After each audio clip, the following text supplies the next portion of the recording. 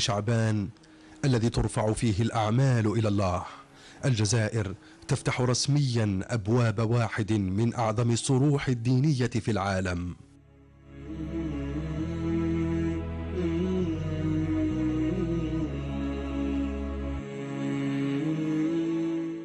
في هذا اليوم المشهود الذي يتوسط شهر شعبان المبارك وقبيل أيام قليلة من شهر رمضان المعظم، يتقدم رئيس الجمهورية السيد عبد المجيد تبون ليدشن رسميا جامع الجزائر بكل مرافقه.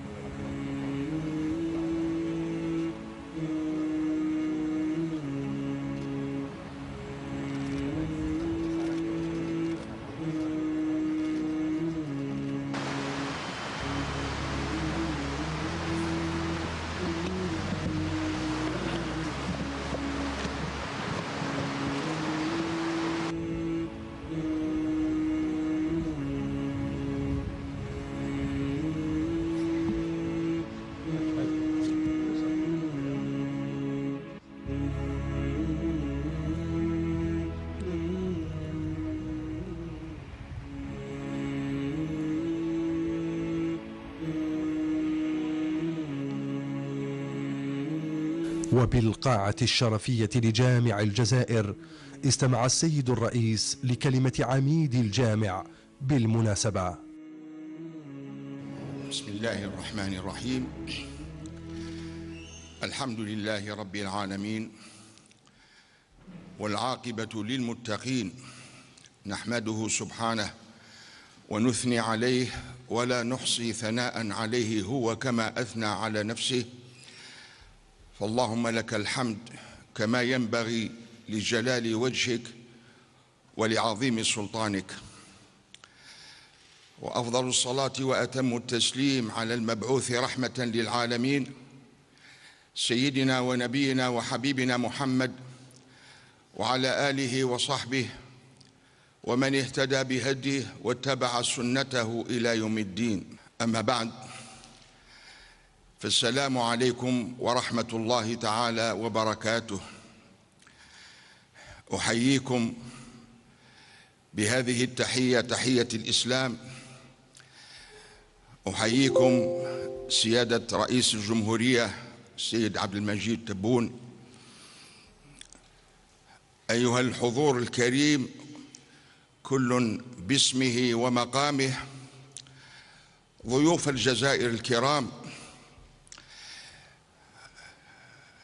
أرحب بكم في رحاب جامع الجزائر. نحمد الله أننا نشهد هذا اليوم المبارك في الشهر المبارك، في شهر شعبان، وفي منتصف شهر شعبان الذي كانت فيه ذكريات، وكان منها تحويل قبلة المسلمين من المسجد الأقصى المبارك إلى المسجد الحرام بمكة المكرمة. النصف من شهر شعبان وما ورد فيه من فضل،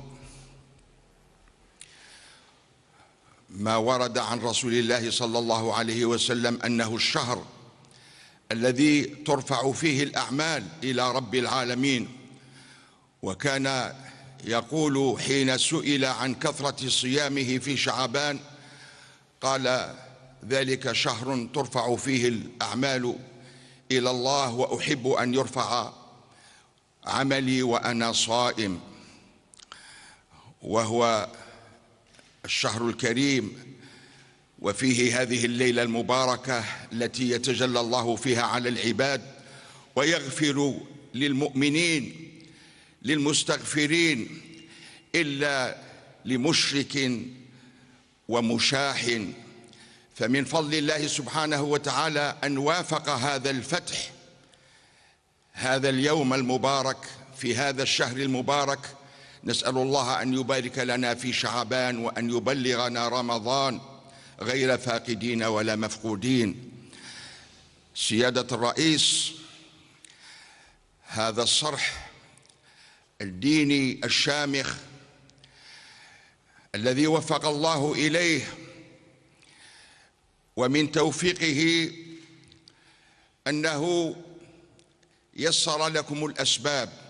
هذا المشروع بدأتم في إنجازه منذ تأسيسه، وشاء الله أن يكون لكم الإشراف على هذا المشروع إنجازاً وعمارة، وكانت متابعتكم له وعنايتكم منذ 10 أعوام عندما توليتم الإشراف المباشر على هذا الإنجاز.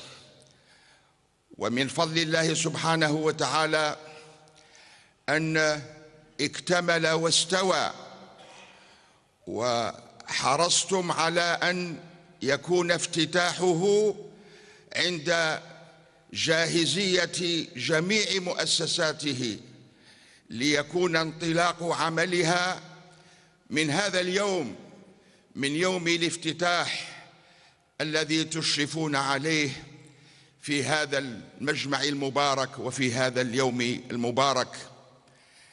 من توفيق الله سبحانه وتعالى أن اخترتم له هذا الاسم الجامع، ليكون بحول الله الجامع.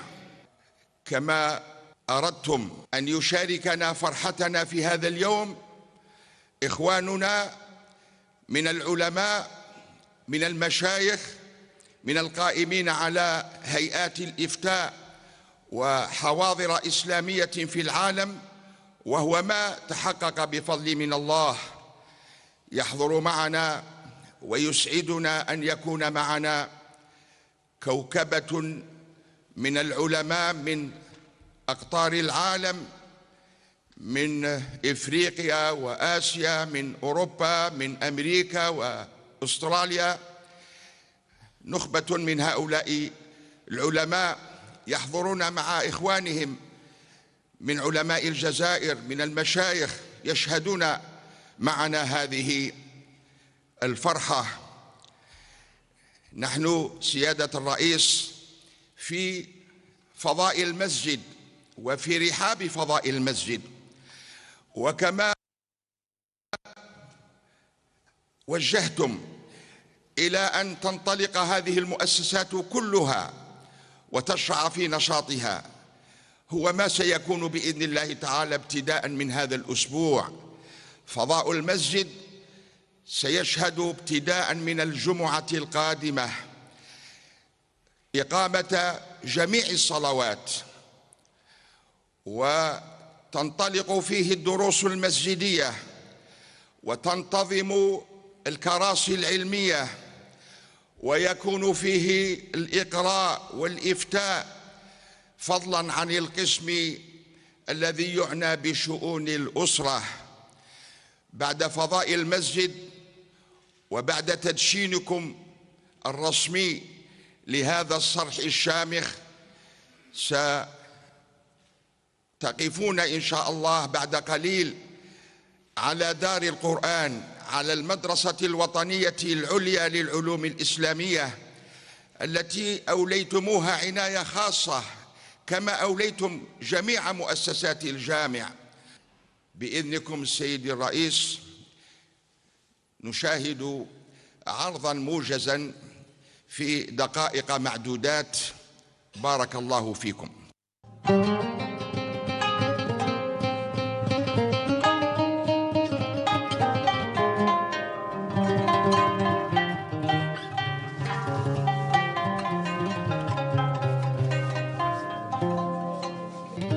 للأمم معالم تعرف بها، كما تعبر الشعوب من خلالها عن عقيدتها وانتمائها.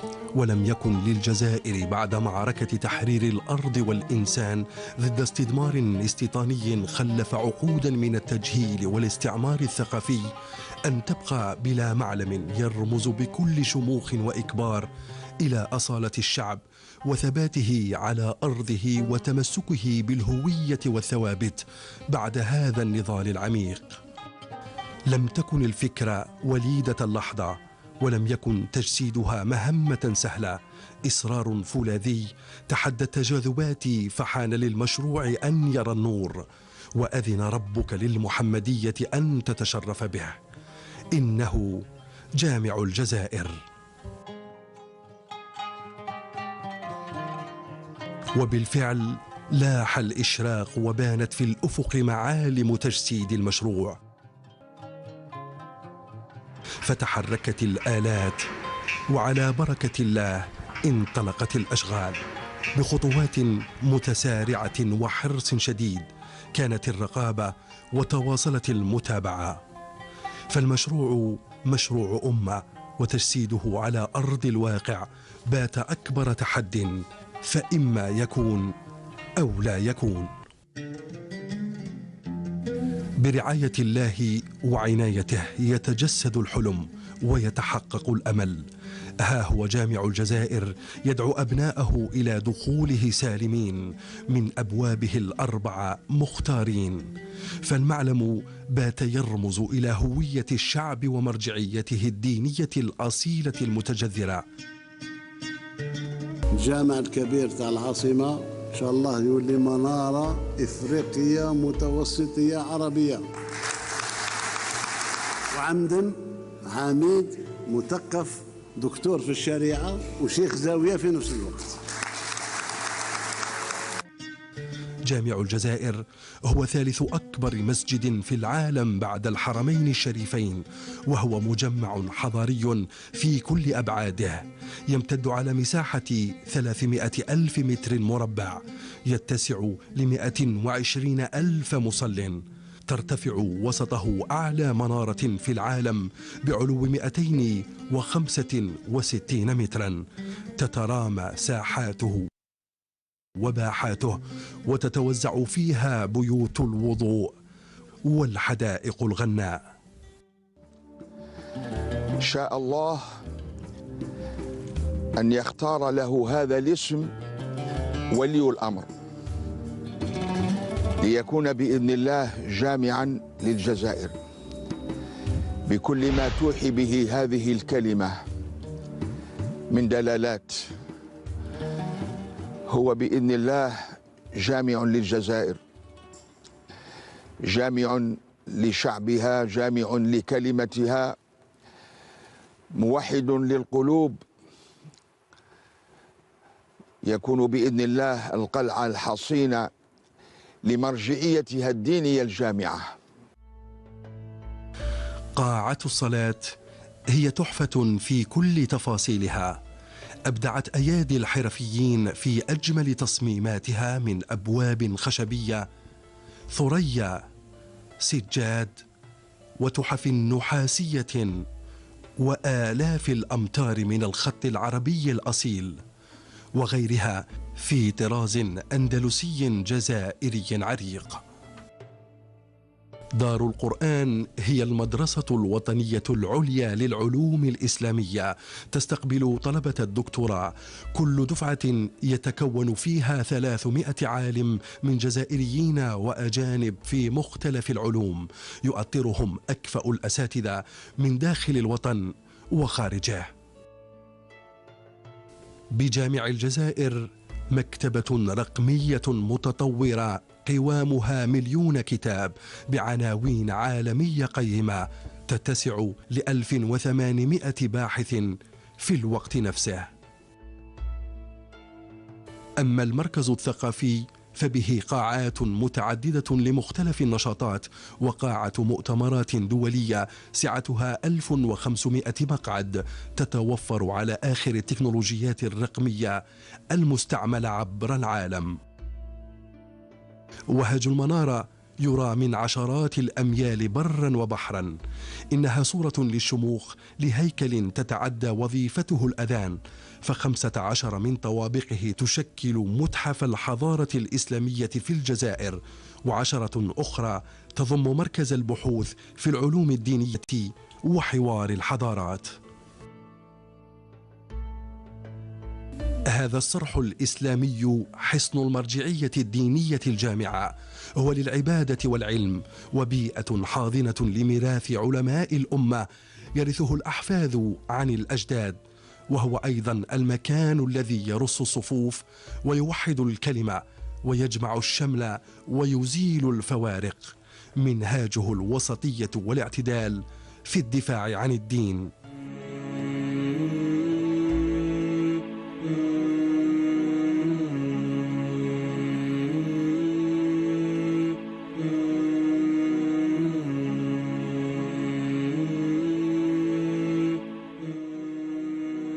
عقب انتهاء عرض الفيلم الوثائقي أمام رئيس الجمهورية وفي حضور ضيوف الجزائر من شيوخ وعلماء من عدة دول، تبادل السيد الرئيس التحية مع الضيوف الذين تضعهم الجزائر في أعلى مقامات الشرف. وجزاكم الله خيرا عن هذا الإنجاز. أنا أعتبر هذا اليوم يعني لا يقل أهمية عن الاستقلال، لأنه اليوم الذي أثبتت فيه هويتها وعزتها وكرامتها.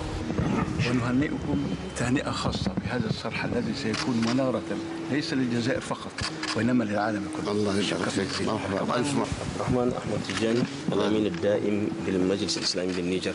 الله يبارك. جزاكم الله خيرا وإياكم في هذه الخدمة. وإحنا في أكتاف النيجر إن شاء الله. والنيجريين معكم إن شاء الله. أشكركم. الله يبارك فيك.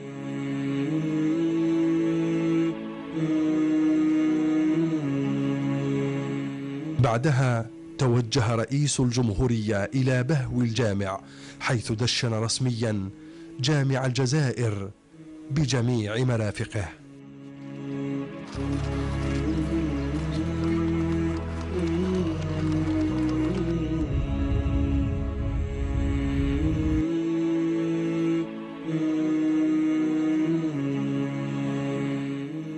المحطة التالية من الزيارة كانت بالجزء الذي يحمل شموخ الصرح عاليا، المنارة، أين يوجد متحف الحضارة الإسلامية والذي كان محل معاينة من رئيس الجمهورية.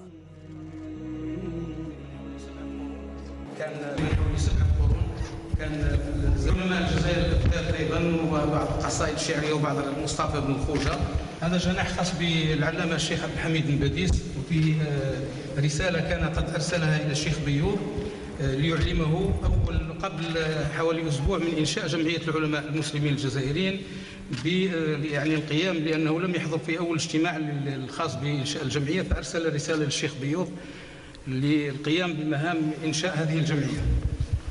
هذا الجناح خاص بالشيخ بيوض وبه مذكراته وبه أيضا سجل الخاص بجمعية علماء المسلمين والمحفظة والمنشة وأيضا بعض الأغراض. هذا المفتاح الخاص ببيته والذي كان يستعمل أيضا حتى للدفاع عن أثناء الاعتداءات. وسيد الرئيس هذه صورة خاصة بلجنة إغاثة فلسطين منذ سنة 1948 كان فيها الشيخ بيوض والشيخ البشير الإبراهيمي والشيخ البشير العقبي، وهذا أحد الرموز التي تثبت أن بلادنا كانت سباقة لفعل الخير مع إخواننا في فلسطين.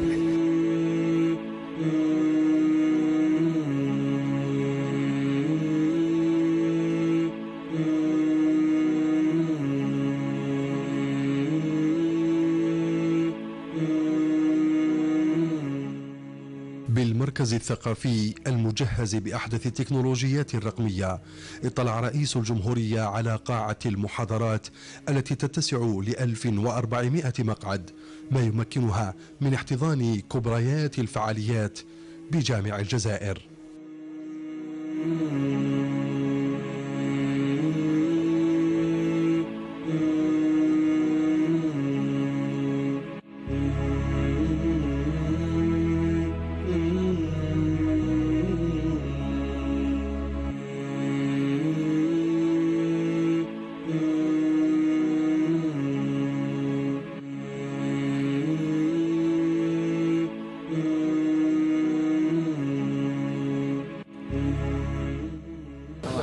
هذه تصل 15 محطة في جميع أنحاء المملكة. نقدروا نشوفوا هنا سيد الرئيس ومن أحدث الأنظمة. هذه شروحات تقدم لرئيس الجمهورية عن المكتبة الرقمية، تحفة مشعة بنور الكتب. من داخلها أسدى السيد الرئيس توجيهات للتدقيق في اختيار المؤلفات في مختلف العلوم التي تعكس المرجعية الوطنية وتحمل الفكر المغذي للبلد. كل حاوية تقدر ترفد حتى 10 كيلوغرام من الكتب أو المواد الإعلامية الأخرى، وعندنا 48 حاوية. ما ترون هنا سيد الرئيس هي 100,000 كتاب متاحة للجمهور الطلبة بصفة حرة، يعني يتناولونه هنا في مساحة العرض، و900,000 كتاب موجودة في الطابقين التحت أرضيين. حاولوا باش تكون عندكم كتب اللي تكون مرجعية للصيرفة الإسلامية والاقتصاد الإسلامي، لأن الشرح بصلاحية المشايخ الطلبة يخرجوا باش يشتغلوا في مناصب أخرى. لازم التكوين تاعهم يكون تكوين اقتصادي علمي من قانوني إلى آخره. إذن والمكتبة هذه عكس المكتبات الأخرى مثل ما قلتي، فيه ضوابط. الكتاب اللي يدخل هنا لازم يكون موافق عليه حتى ما يكونش فيه انزلاقات وما هو خارج عن تقاليدنا وعن ديننا الحنيف وعن الوسطية تاع أجدادنا وآبائنا ومشايخنا إن شاء الله. الله يوفقكم إن شاء الله.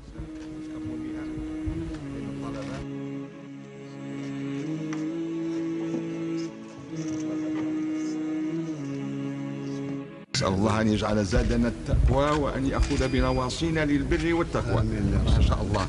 مبروك علينا ومبروك علينا. إن شاء الله تكون المدرسة يعني بشعاعها تاع الوسطية. كل ما هو خارج عن الوسطية عنده ناسه. احنا ناسنا تاع وسط تاع الدين الحنيف، من لا تطرف ولا غلو انتشار تاع الإسلام، لأنه يستولى على القلوب، ما يستولاش على الأجساد ولا بالقوة ولا بالعنف ولا بهذه ولا إن شاء الله. الله يوفقكم، يوفقنا معكم إن شاء الله. إن شاء الله. لو نقدم كلمة. بسم الله الرحمن الرحيم، والصلاة والسلام على سيدنا وإمامنا وقدوتنا وقائدنا محمد بن عبد الله، صاحب المقام المحمود والحوض المورود وشفيعنا في اليوم الموعود. الحمد لله الذي هدانا لهذا وما كنا لنهتدي لولا أن هدانا الله. أحييكم بتحية الإسلام، التحية التي من الله بها على الأنام. قال تعالى: وتحيتهم فيها سلام، فالسلام عليكم ورحمة الله تعالى وبركاته. يطيب لي في هذا المقام أن أرحب بسيادتكم ترحيبا يليق بمكانتكم وبمكانكم، فأهلا بكم ومرحبا. ها نحن اليوم قد اجتمعنا بتوفيق من الله في هذا الصرح الكبير النافع بإذن الله والمنير، كل حسب مكانته، كل حسب دوره، كل حسب وظيفته. فالحمد لله ثانيا على أن أكرمنا وأنعم علينا بهذا. لا يفوتني كطالب أن أتقدم إلى كل من ساهم، إلى كل من أنجز، إلى كل من خطط وأمر أو حتى فكر وأعان على إنجاز هذا المكان بأسمى عبارات الشكر والامتنان والتقدير والعرفان. وفي الختام أسأل الله على أن يعيننا وإياكم على صون وخدمة هذه الأمانة. جزائرنا بلادنا وجامعنا، المجد والخلود لشهدائنا الأبرار.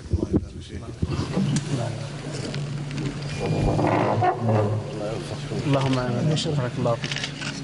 التأكيد على الوسطية والاعتدال كسمة للبعد الديني للجزائر شكلت جوهر الحديث مع طلبة الدفعة الأولى بدار القرآن، والتي توجه إليها رئيس الجمهورية بعد ذلك ليطلع على ظروف التكفل بالطلبة، ليطلع على أقسام تدريس وظروف التكفل بالطلبة من إطعام وإقامة.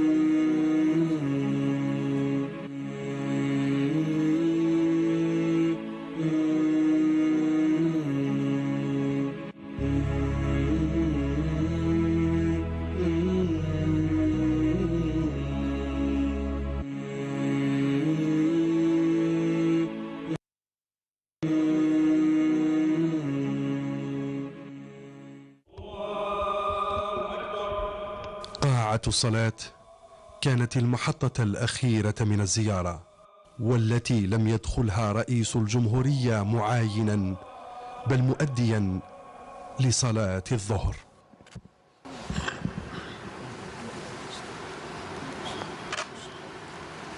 الله أكبر. الله أكبر. سمع الله لمن حمده. ربنا لك الحمد. الله أكبر. السلام عليكم. السلام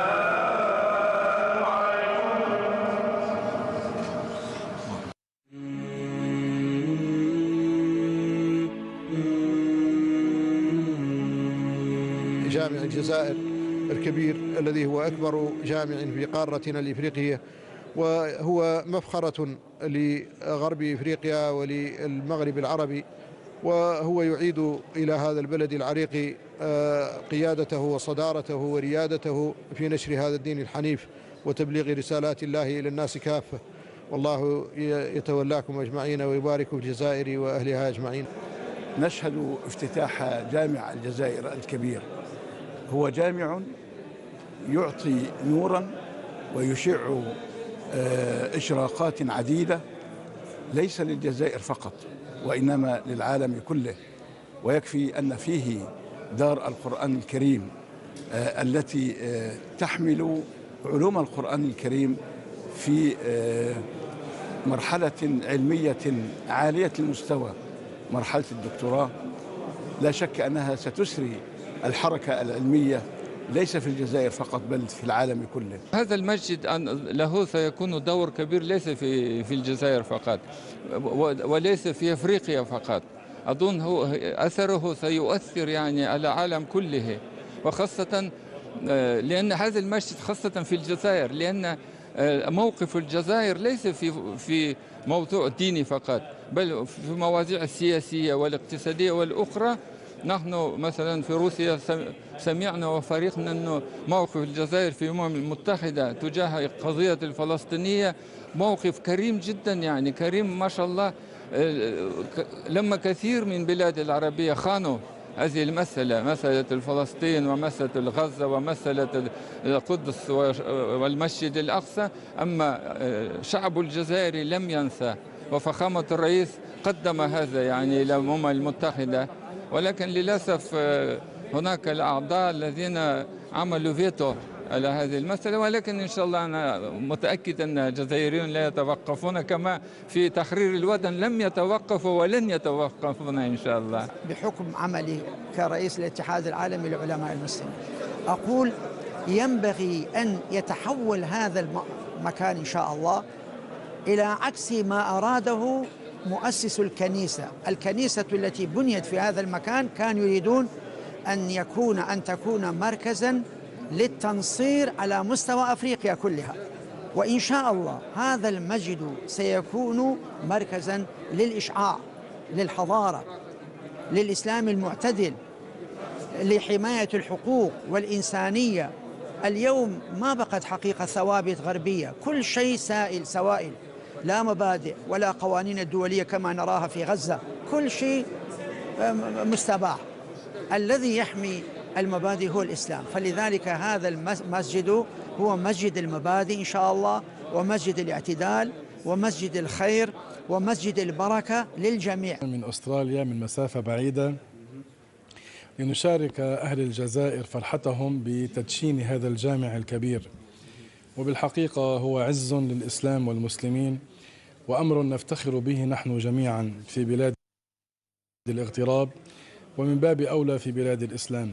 تدشين هذا الجامع الجزائر الكبير من حيث الضخامة، من حيث الفخامة، من حيث المساحة، وهو الأول في إفريقيا والثالث في العالم العربي والإسلامي، وإن شاء الله سبحانه وتعالى يكون منارة للخير والاعتدال ولنشر الوسطية والاعتدال تحت شعار الجزائر: عقد الأشعري وفقه مالك وتصوف الجنيد السالك. وأرجو من الله سبحانه وتعالى أن يكون صرحا لجمع كلمة المسلمين على الحق وعلى الهدى، على كتاب الله وسنة النبي صلى الله عليه وسلم.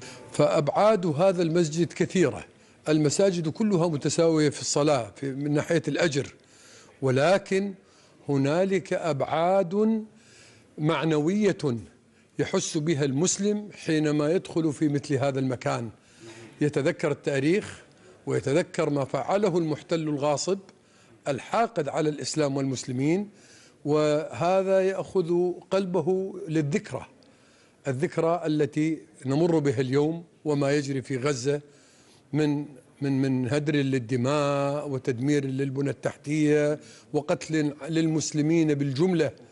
هذا هو نفسه الذي جرى في الجزائر بلد المليون شهيد. فهذا الجامع له من القدسية في قلوبنا ما ليس لغيره. نحن نفرح بهذا المشروع الضخم كبيرا، لأن هذا السرور ليس فقط لمسلمي الجزائر بل للمسلمين العالم، لأن دائما أي شخص الذي يؤمن بالله عز وجل هو يفرح لما يسمع أو كنحن الحمد لله بفضل الله عز وجل أكرمنا الله عز وجل أن نزور ونصلي في هذا المسجد.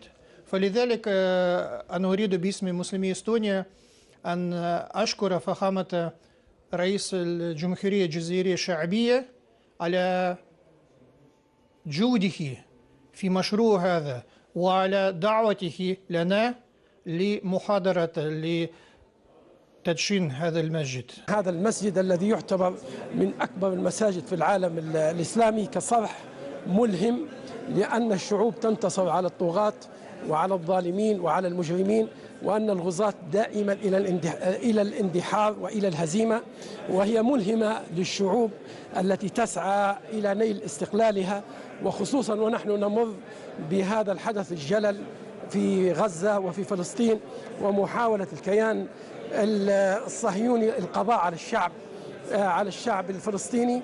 فكانت هناك محاولات من الاستعمار الفرنسي للقضاء على العقيدة الإسلامية وطمس الهوية الجزائرية والحضارة والثقافة، فاندحر، فأما الزبد فيذهب جفاء وأما ما ينفع الناس فيمكث في الأرض. فهو من أحداث الله التاريخية العظيمة التي فيها عبر وفيها دروس وفيها فوائد. هذه المنارة أسست في المكان الذي دخل منه الاستعمار، ورفعت منارة واحدة لتوحيد الله سبحانه وتعالى. ثم أمر آخر كتب لها بالاستمرارية، إذ أن السيد الرئيس حافظه الله قد أفلح في الاختيار.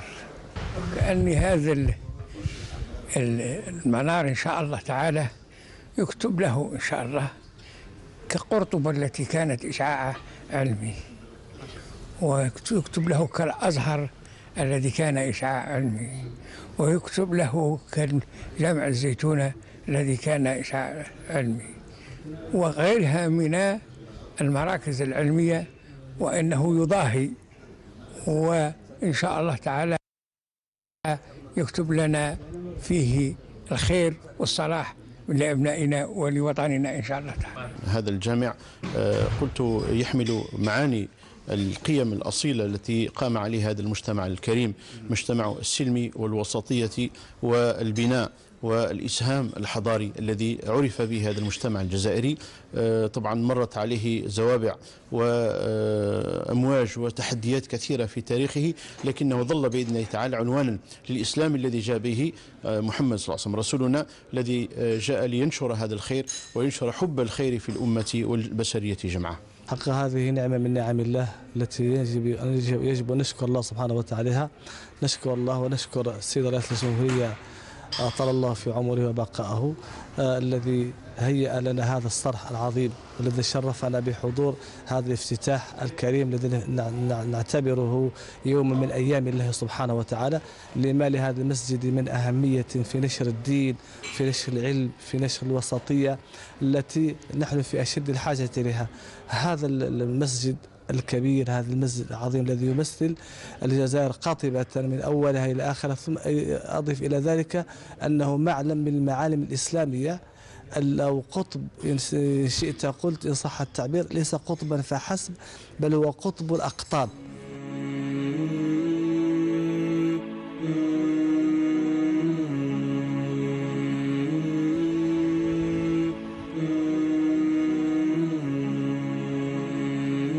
كتب الله أنكم رافقتموه من الحرة الأولى إلى أن الحمد لله نشهد هذا اليوم اللي هو يوم الجزائر. الحمد لله. الله يجعلها لكم.